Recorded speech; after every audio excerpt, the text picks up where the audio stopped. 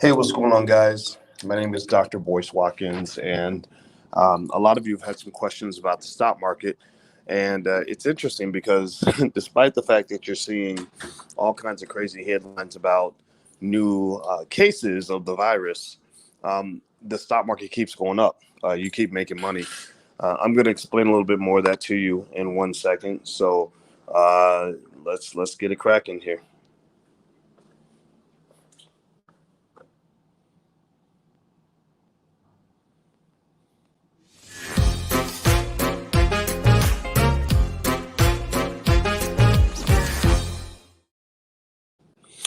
Okay, guys, what's going on? Put your hashtag B1 in the chat.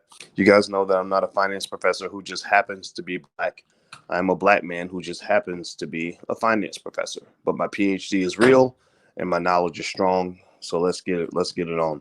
Hey, Enrique and Papo Nea and Twin Pyramid and Zeus and Perry and everybody else.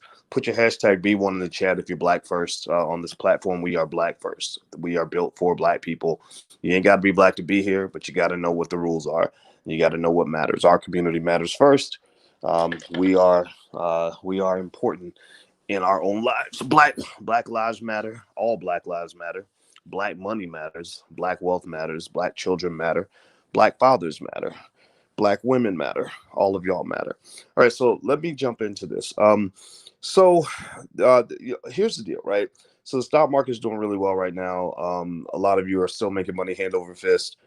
Give me a yes or no in the chat if you're making money.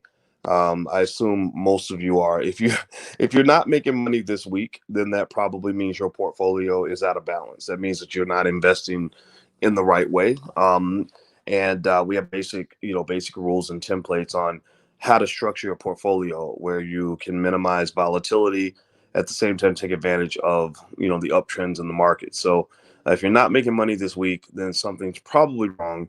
Maybe you're over leveraged, maybe you're under diversified, or whatever the case may be. But either way, you can go to firstsharestock.com to get free information from the Black Business School on how to become a better investor. So and I did a video yesterday on the Black Financial Channel, or what was it, Financial Juneteenth? I can't remember. We have two financial channels, where basically I broke down in 3 minutes how a person can become a millionaire on autopilot. It's based on my $5 a day investing model that actually allows you to accumulate $1 million before you're done with basic, simple investing that even a 5-year-old can do. I'm not kidding when I say this. I'm not joking. Again, my PhD is real. I'm not just a guy who's out here just feeding you a bunch of nonsense. So basically right now, the big conversation topic for the market is still the virus and the number of cases. That's the thing that everybody's talking about, right? I mean, you're getting these shutdowns and everything else, and I would tell you, honestly, the people that make money sometimes they can appear to be heartless bastards because they're not as emotional and caught up in the fear of what's happening. They're just sort of looking at what's occurring so they can position themselves to be successful. So basically, the big thing that people are looking at with the virus cases is how this is going to impact business shutdowns. Are people going to lose their jobs? Are businesses going to just die out? And it's especially dangerous because your wonderful politicians were not able to strike a deal on the stimulus package, which would have saved many of these businesses. A lot of these businesses wouldn't have failed if the government had stepped up and done their job. But businesses are going to fail largely because not because of the virus, but because the virus will cause the shutdown. Because you've got this vaccine on the horizon, but it's going to take a long time for the vaccine to come out. So here's what's going on in the stock market, right? You might get the impression if you watched what's going on in the stock market, you would get the impression that the stock market doesn't care about the pandemic, right? The stock market is just so caught up in making money. People get mad when you're like not in the struggle and you're not broke, right? So they're like, "Oh, you dirty capitalists! You dirty capitalists don't care about human life. All you care about is money. Black lives matter. All you care about is money." Well, you know what? Sorry, I need money to feed my kids, and you need money to feed your kids, and I want people to keep their jobs so we can all feed our kids. I can't feed my children with Black Lives Matter. Black Lives Matter has never shown up at my house with a plate of food for my children. So as much as you want to get excited about, white folks painting Black Lives Matter on the street, I'd rather talk about what's really going down so that we can understand where the money's at, so we can position ourselves in order to win and be successful and take care of our families. So basically, what's really happening is kind of a fascinating thing. The stock market is not an animal that reacts to what's happening right now. The stock market reacts to what is happening now in conjunction with how it balances out with what's going to happen tomorrow, what's going to happen the next day, what's going to happen the day after that, what's going to happen a year from now, what's going to happen 5 years from now. So the reason that it's kind of strange that we're getting all these new infections and the world seems to be collapsing, and the stock market keeps going up is because the stock market is built on expectations. The stock market is looking around the corner. The whole world is looking at what's right in front of us. The stock market. Remember, I told you guys. I explained to you all when we did our stock market investing weekend. I put together the acronym of OPP to explain what it means to be an investor and wealth builder. OPP stands for, it doesn't. It's not the other OPP. OPP for us stands for opportunity, patience, and perspective. Opportunity, patience, and perspective. So basically, stock market investors, they spot opportunities no matter what the economic conditions are. They have lots of patience. They can plant their money and wait and let the seed grow. And most importantly, specifically to this example, is they have perspective. So the stock market is saying, okay, yeah, we got a lot of new cases. There's going to be some shutdowns. There's going to be some money lost. Some businesses are going to die. And even worse and saddest, some human beings are going to die. But in a year, this too shall pass. In 1 year, this company that's now undervalued because of what's going on is going to have an increase in price.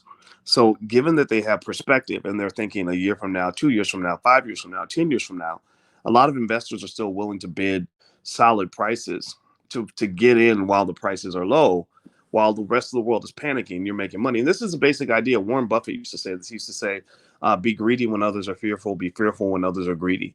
And so this is a perfect example of that. We know the virus is going to go away. We know the vaccine is going to be administered. We know that the world's not going to come to an end. But right now, it kind of looks that way. And it's really sad to kind of observe it, because there are, this is a real thing, right? People really are being harmed by this. I will admit personally, I do wonder. I know that in a lot of places, like I know in my county, they're doing a lot more testing. Like they're testing everybody now, and I really wish that the media would give us infection rates and death rates in addition to just the raw numbers. Like, so if we say there's 100,000 new cases today, we probably couldn't have had 100,000 new cases back in March or April because we weren't testing that many people. Like we're probably testing 100,000 people in every state every single day. So, and I'd be curious to know how many of those people have symptoms and don't, and, things like that. So we can really know what's going on. So we can really protect the people who are most vulnerable, namely senior citizens. If you were to take everybody over the age of 60 out of the pool, you would get a very, very, very low death rate. If you take out the people in nursing homes and things like that, because I specifically looked at the data. I looked at in our county, they actually publish every person who dies from the virus every day, and they give you their age.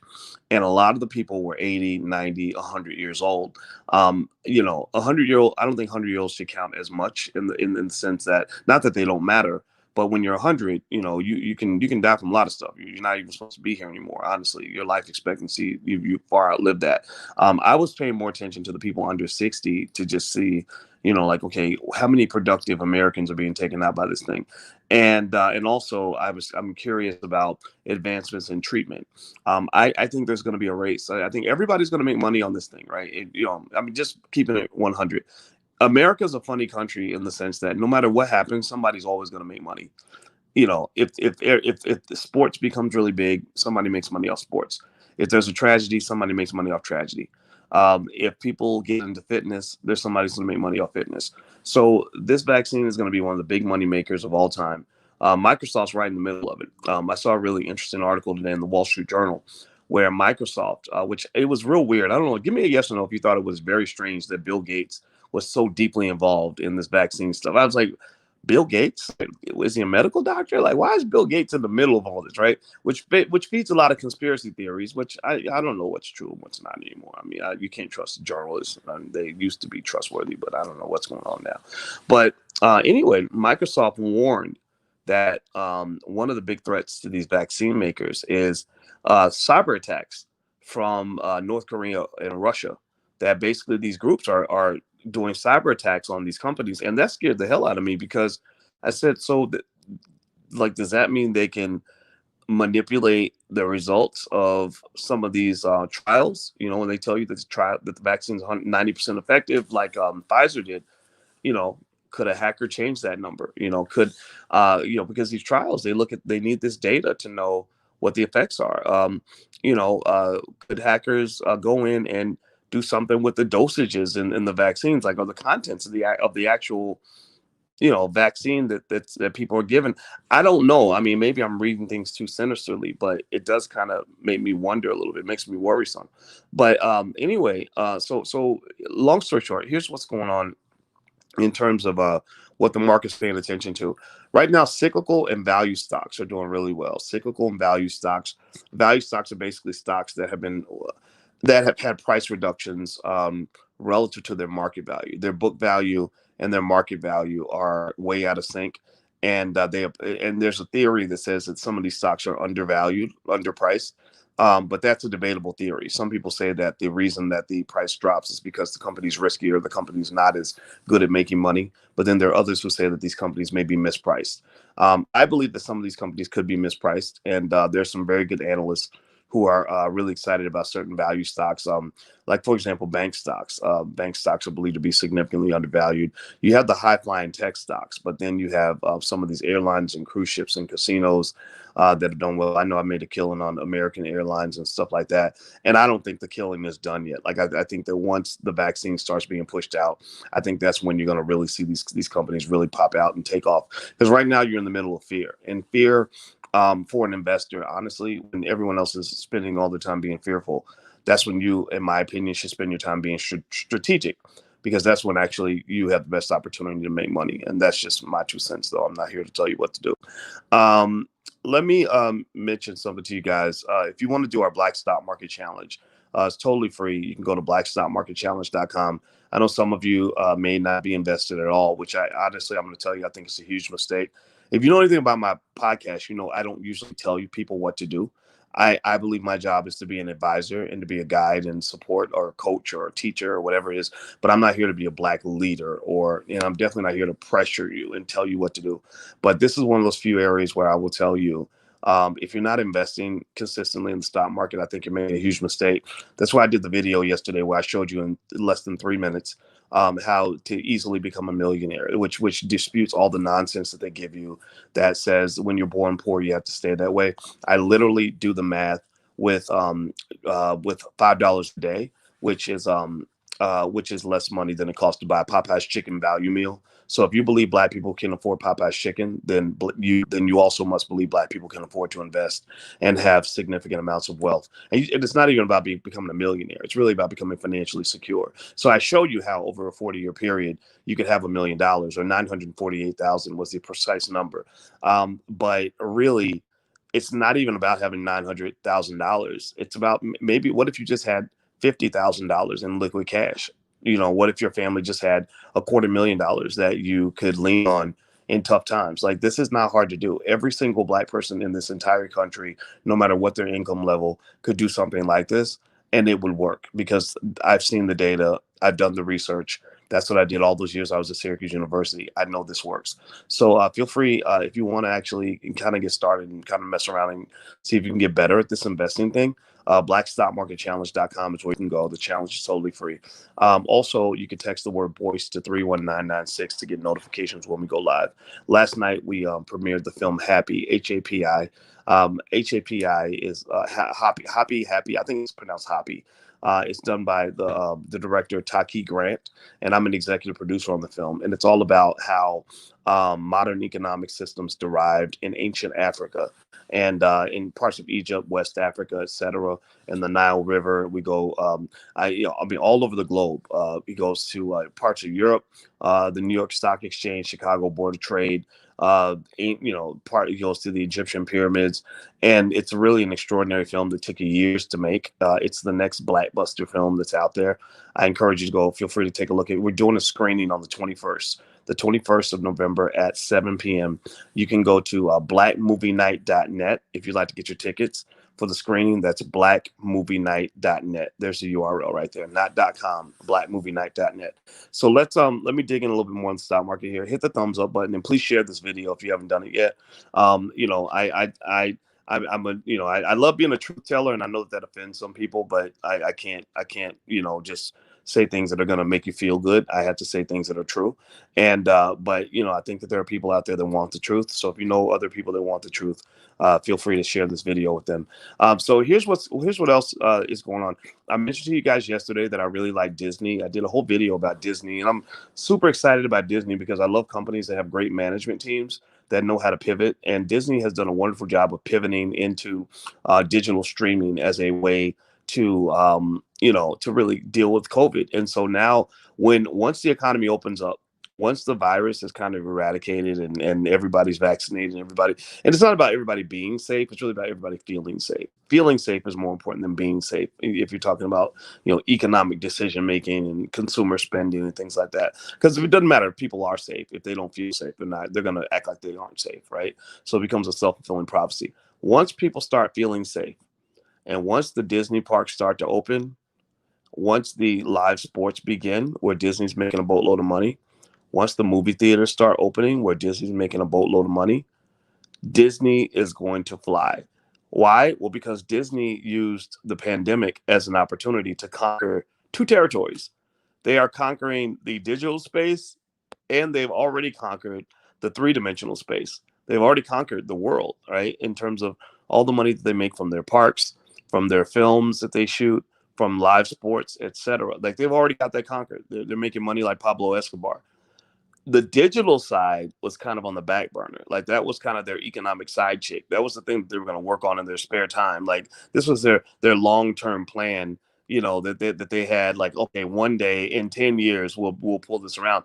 Well, COVID, forced them to, do what a lot of celebrities did. Like it forced them to go inside and sit down, and they couldn't do the things they were doing before. So they said, okay, well, where can we make our money? Because we're always going to be money makers. Well, Disney poured a ton of money into their streaming services, and it worked. They have 73 million paid subscribers now, which makes them more about, I want to say maybe it's 40% of what Netflix has. Netflix has 195 million. They're going to catch up with Netflix, folks. Like they're going to give them about 3 or 4 years. They're going to be at 100 million next year. The projections are maybe 95 million or whatever. No. The projections are wrong. Mark my word.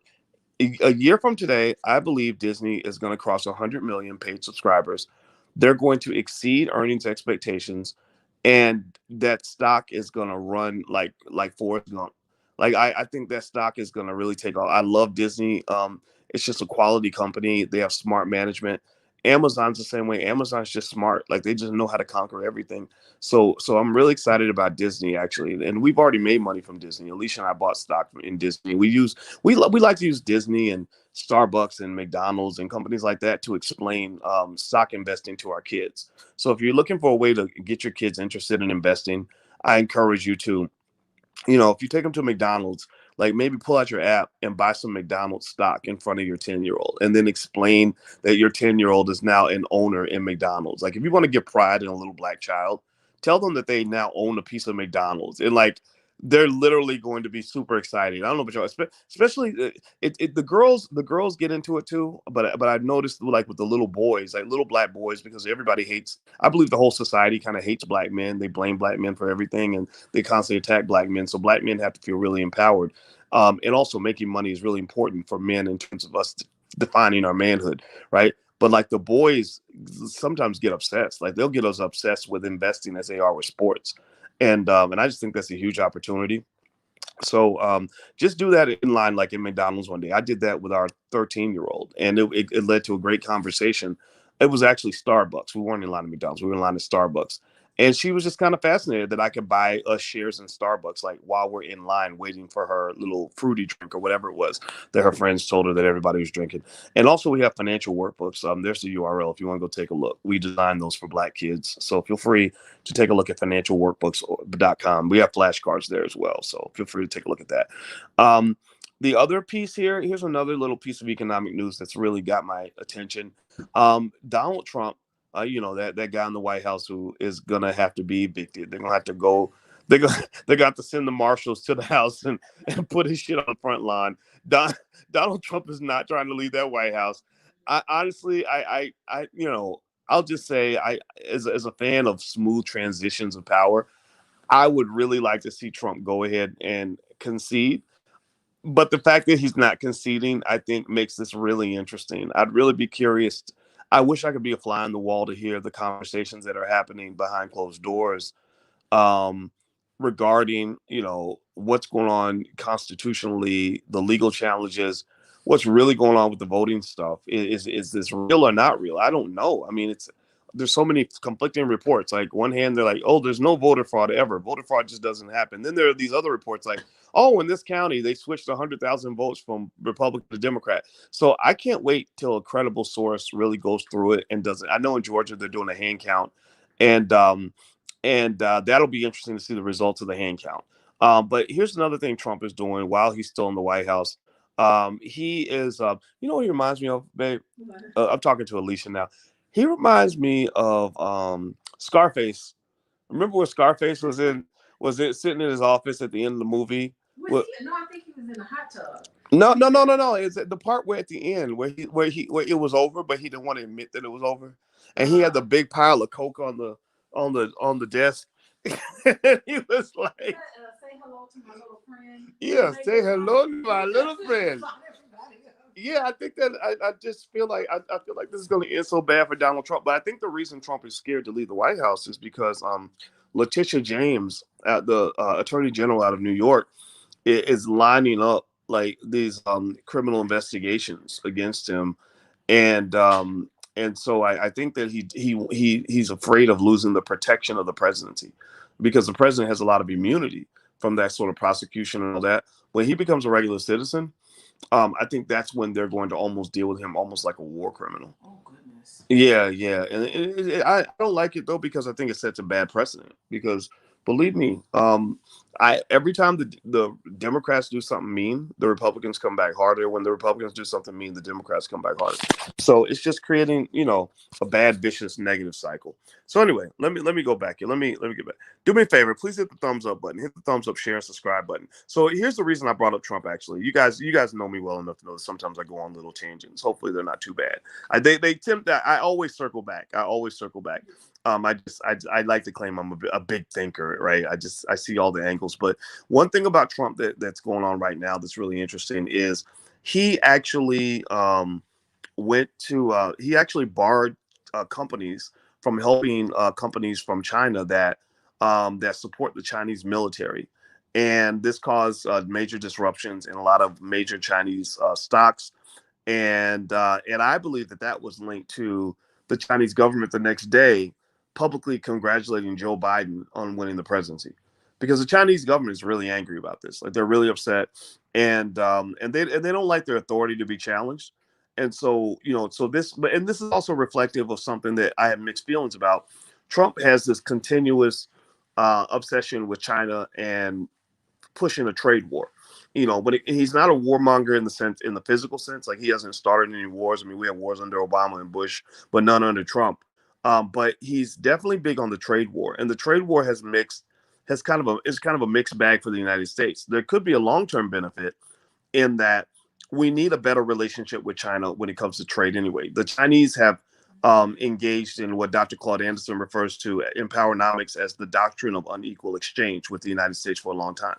I think that they see Americans as kind of what we are. We're kind of lazy and stupid and, and just and gluttonous. And we just, like the way we educate our kids, they're not ready for the future. When I was getting my PhD, I sat next to some of the smartest students from China and Russia, and they ran circles around us. We felt illiterate next to them, in terms of work ethic. Like for those students, it was like studying 10 hours a day wasn't no thing. Like that's what they did.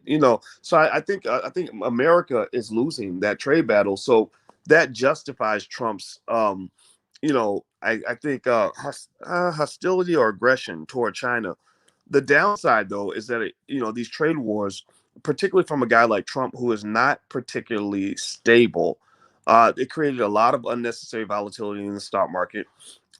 It really did fracture relationships globally that are economically costly. They're costly in the sense that when you don't have as much global trade, the wealth of the world starts to drop. Everybody kind of loses when you become overly nationalistic without a clear plan on how that nationalism is really going to benefit you.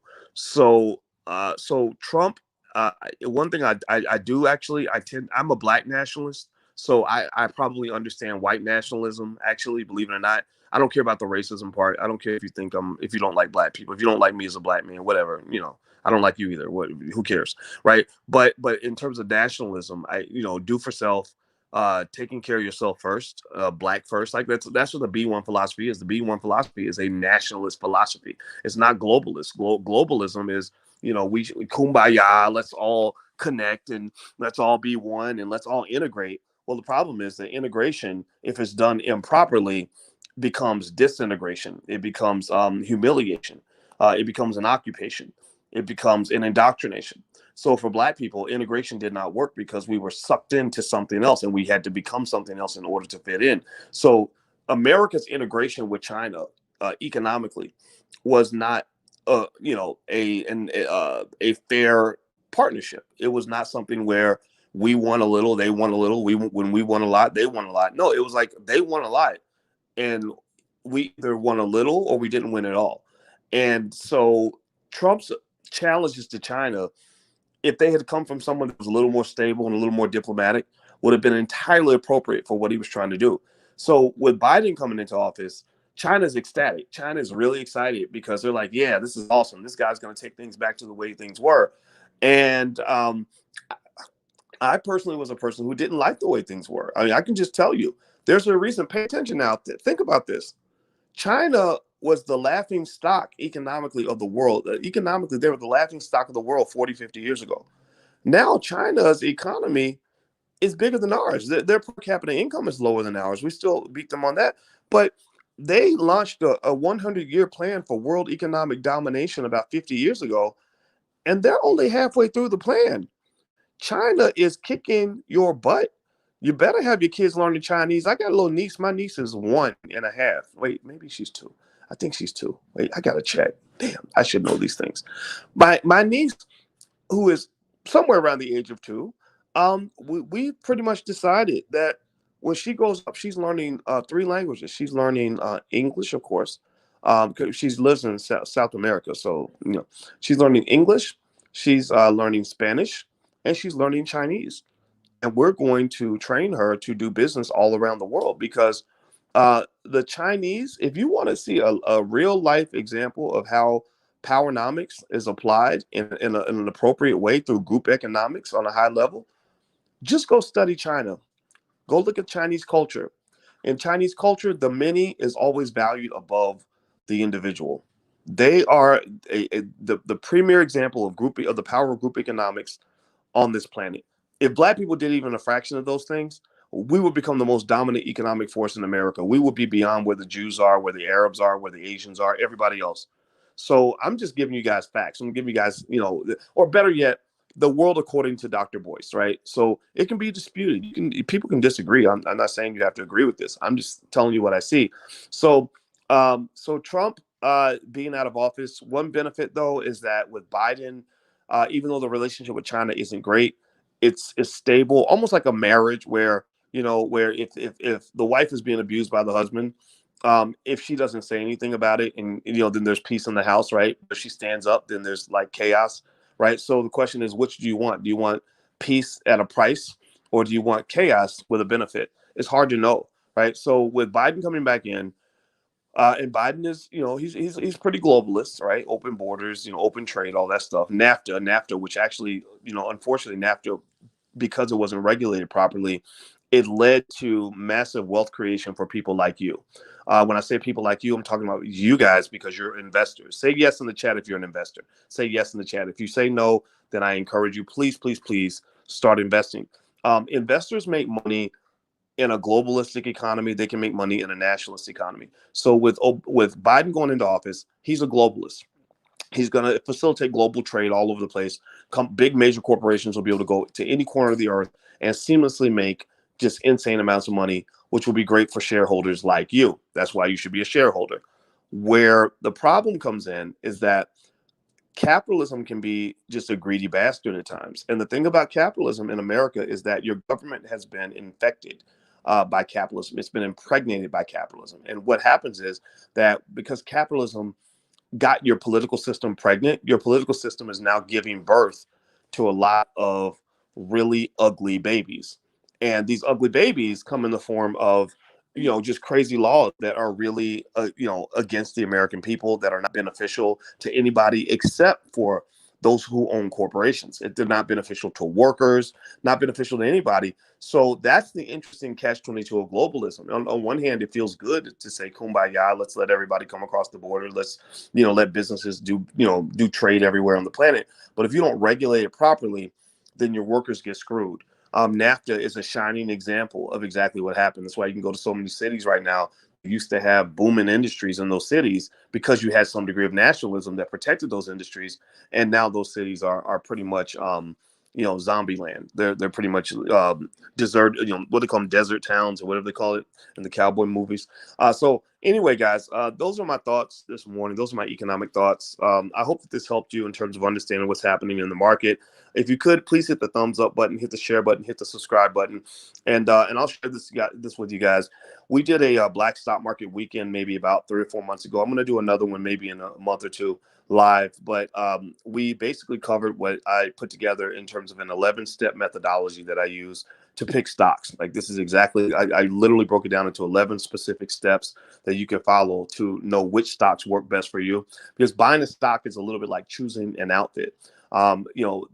An outfit works for you if it works for you. You have to know your body's shape. You have to know what colors you like. You have to know what occasion you're dressing for. So there's no such thing as a one size fits all. There's no such thing as like, oh, that's definitely a bad outfit for everyone, or that's definitely a good outfit for everyone.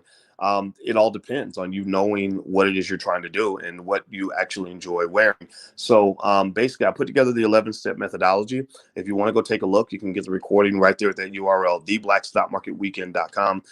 Everything in the Black Business School has a 30-day, 100% money-back guarantee. If you're not happy for any reason, we have 130,000 students all around the world, and 96% of them have said that we learned far more from the Black Business School than we ever learned in college. And why is that? Why does that not surprise me? Well, because number one, I've taught on these universities, right? At Syracuse University, where I used to teach, the tuition and room and board included is about $72,000 a year. I think that's too much to pay to learn business. So most of our programs are $3 or $4 a day. Some of them are free. Some of them cost a little more, a little less, but they'll never leave you in debt, which is a big deal. But then most importantly, we are the world leading experts in studying Black wealth, designing specific, unique, patented models designed by experts that are specifically designed to deal with the unique economic circumstances of the Black community. So we are your institution. We were built for you, and we are here to serve you and nobody else. So feel free to go take a look. The blackstockmarketweekend.com is the direct URL to the Black Stock Market Weekend material, but you can go look at anything else in the Black Business School. We have specialists right there in the school that can talk to you about your personal wealth plan and whatever it is you're trying to do. So feel free to take a look there. And also text the word Boyce to 31996, and I'll send you notifications when I go live on Dr. Boyce TV and things like that. All right, guys, I got to go. Have a great day, and I hope this was helpful. And please hit the thumbs up button on your way out. Love you. I'll see you soon. Take care. Peace.